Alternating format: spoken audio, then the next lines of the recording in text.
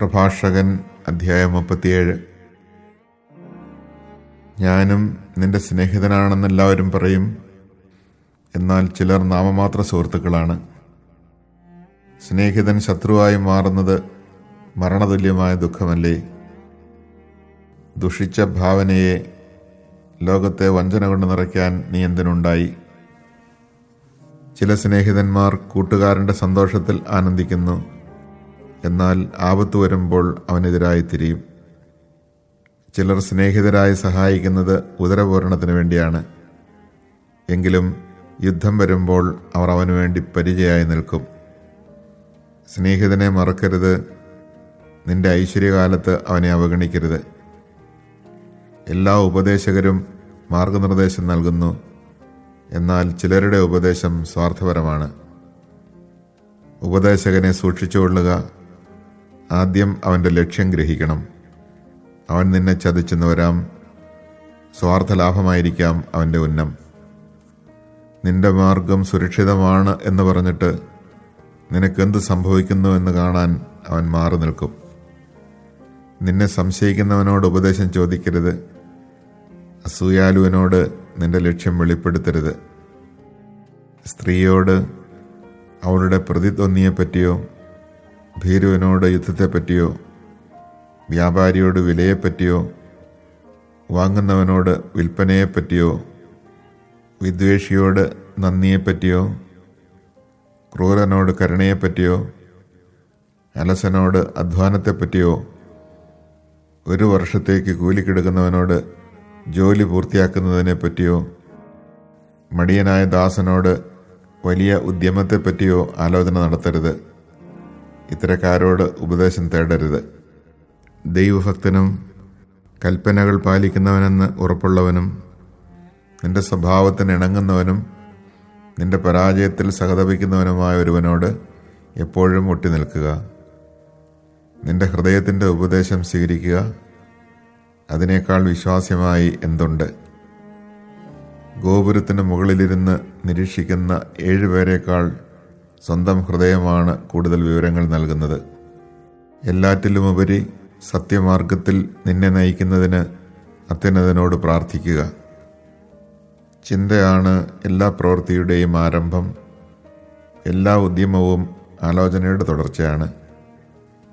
ചിന്ത ഹൃദയത്തിൽ വേരൂന്നിയിരിക്കുന്നു, അതിന് 4 ശാഖകളുണ്ട്: നന്മയും തിന്മയും, ജീവനും മരണവും.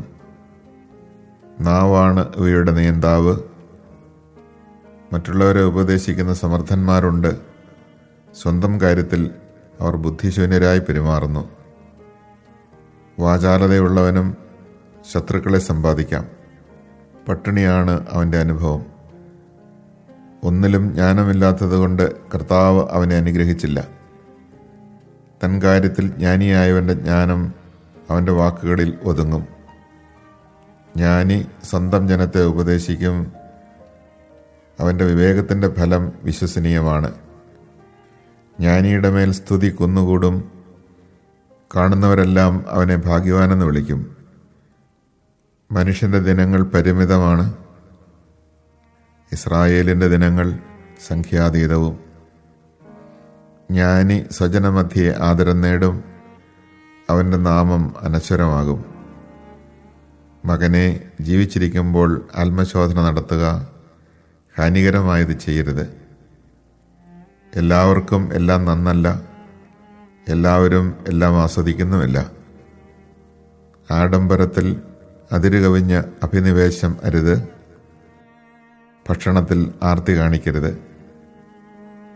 അമിതാഹാരം രോഗത്തിന് കാരണമാകുന്നു, അമിതഭോജനം ദഹനക്ഷയമുണ്ടാക്കുന്നു. അമിതഭോജനം അനേകരുടെ മരണത്തിന് ഇടയാക്കിയിട്ടുണ്ട്, അത് നിയന്ത്രിക്കുന്നവന് ദീർഘായുസ്സുണ്ടാവും.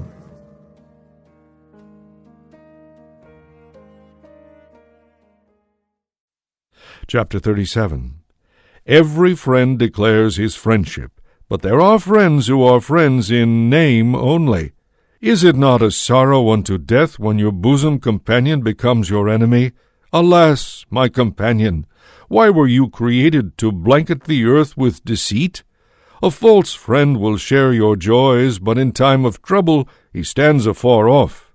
A true friend will fight with you against the foe. Against your enemies he will be your shield-bearer. Forget not your comrade during the battle, and neglect him not when you distribute your spoils. Every counselor points out a way, but some counsel ways of their own. Be on the alert when one proffers advice. Find out first of all what he wants, for he may be thinking of himself alone.